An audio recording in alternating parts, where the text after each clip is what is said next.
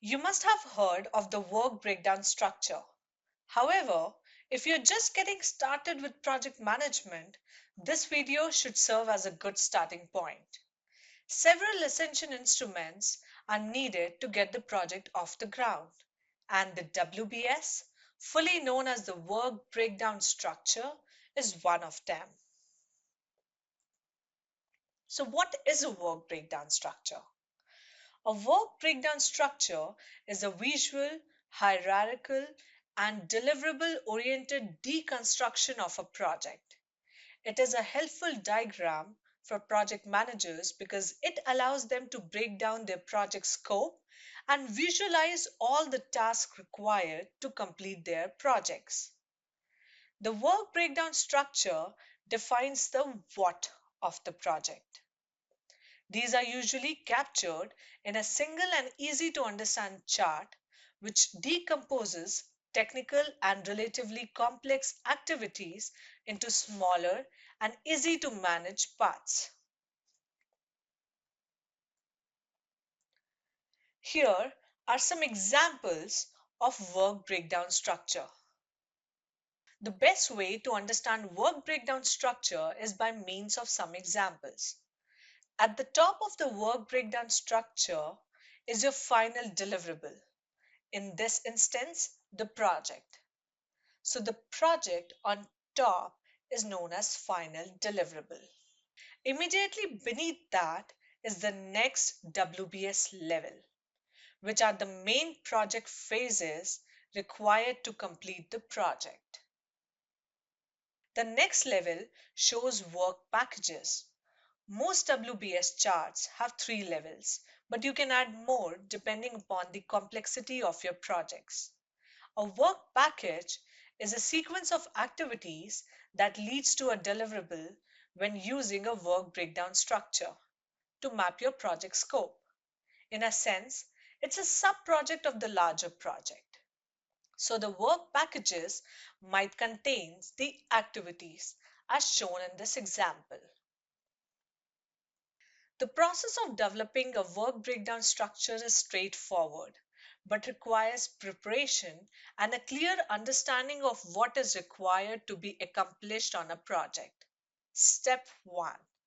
Gather main documentation. You need to understand the project goals and objectives. To do this, gather the project charter, scope, objectives, and any requirements. The step 2 is identify your main team members. A WBS can be built in a vacuum. It takes a team of specialized people to know how to break their section down into discrete parts. The third step that needs to be followed is define WBS level. This level is a summary of the deliverable that must be met to satisfy the project scope. The fourth step is to create the WBS levels. This is a step where you break down its WBS components into discrete events. This is the most time consuming and important step in the process. You need to break down the work until each element can be accomplished by a single individual or organization. The next step, which is the fifth step, is to create the WBS dictionary.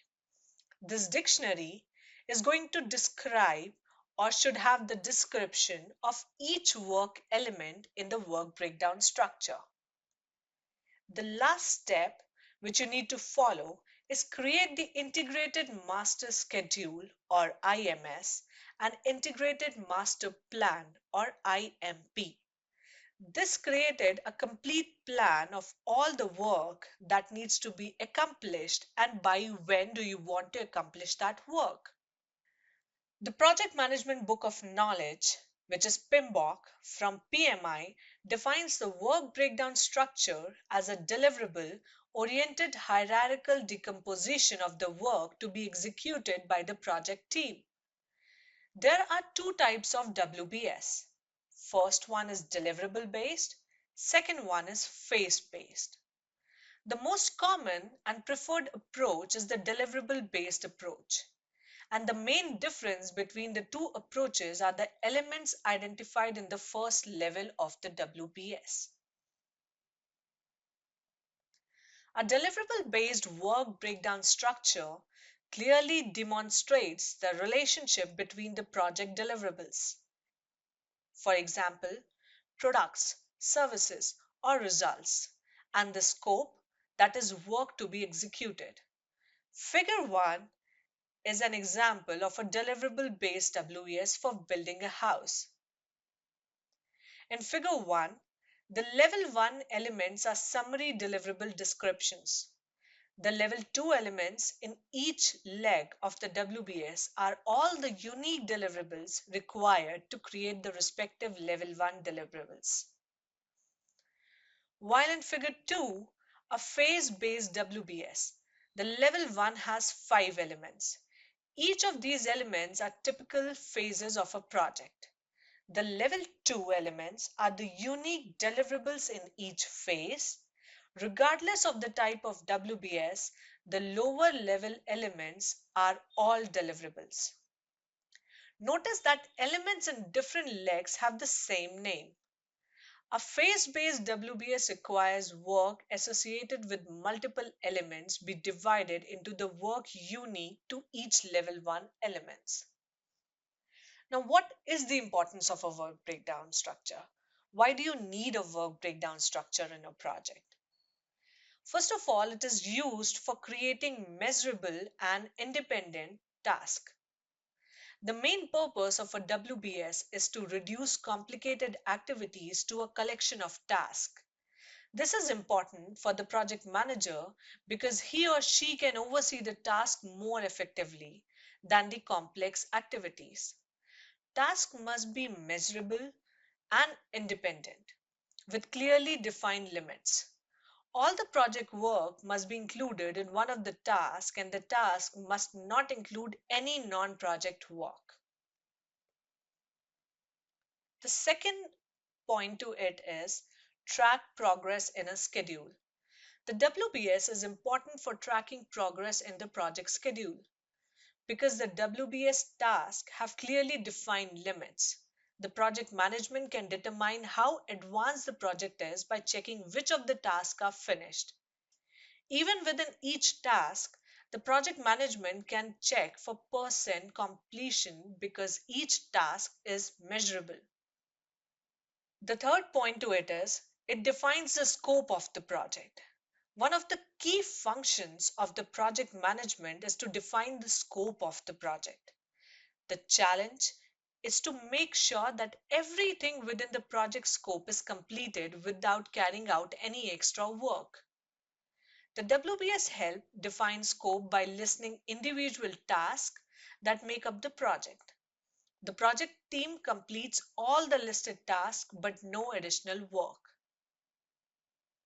The fourth point why WBS is important is it assigns responsibility for the task.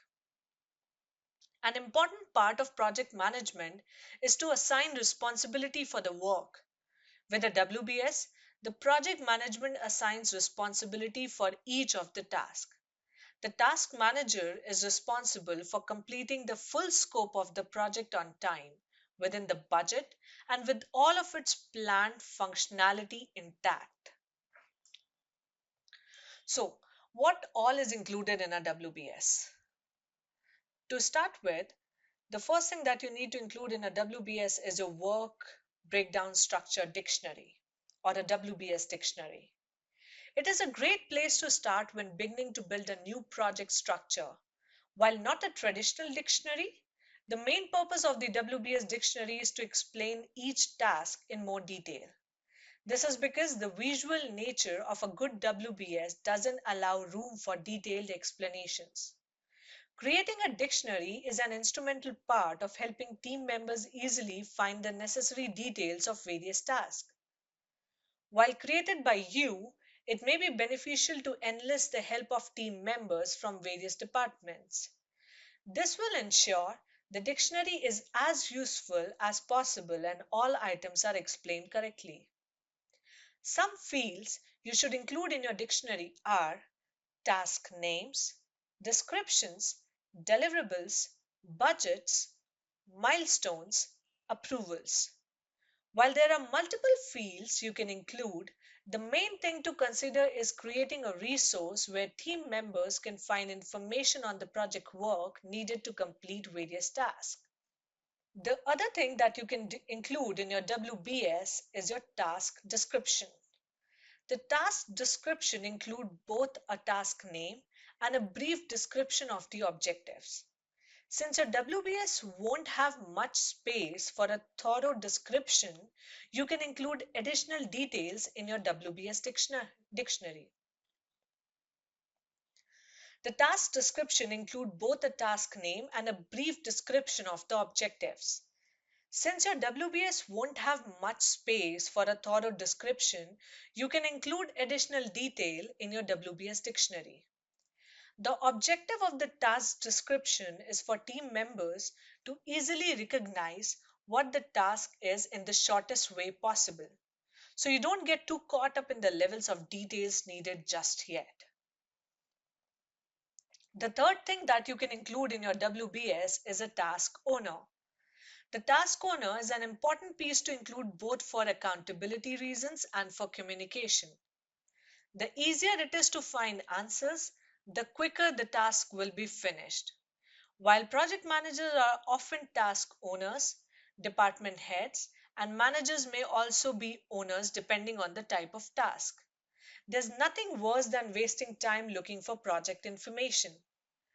Assigning task owners can improve team productivity as project stakeholders will be available to quickly direct questions to the appropriate person. The fourth thing which you can add in a WBS is a task budget. While not always needed, projects that require large budget should be tracked carefully. It is helpful to assign specific task budget caps in order to easily track how close you are to your allocated budget. Not tracking your budget could result in spending more than anticipated, which can dig into profit margin.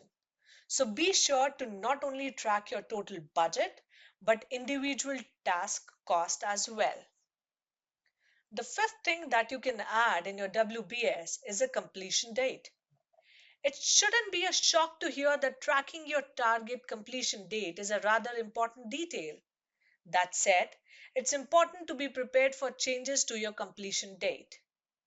While it can be difficult to manage multiple projects that go over their allocated time, sometimes it's inevitable. In order to properly track progress, you should break down each task in a timeline or other project management tool.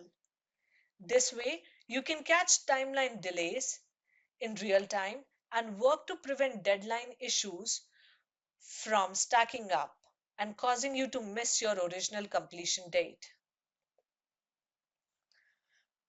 The last thing that you can add in your work breakdown structure is a task status. Along with timeline tracking, documenting task status is important for quick progress checks. This can be logged in a few different ways, but many teams use terms such as open, in progress, and complete. This will not only help track progress but give a high level overview of team productivity. For example, if there's a pattern of select teams unable to complete tasks, there may be an underlying issue. That way, you can work to solve team workload or communication issues before they become huge problems. I hope this video helps you understand what basically a work breakdown structure is. For any question or queries, please feel free to reach out to us at info@techcanvass.com. You can also give us a call at +91 93 255 66777. Thank you for watching this video. Please do share, like, and subscribe. Thank you.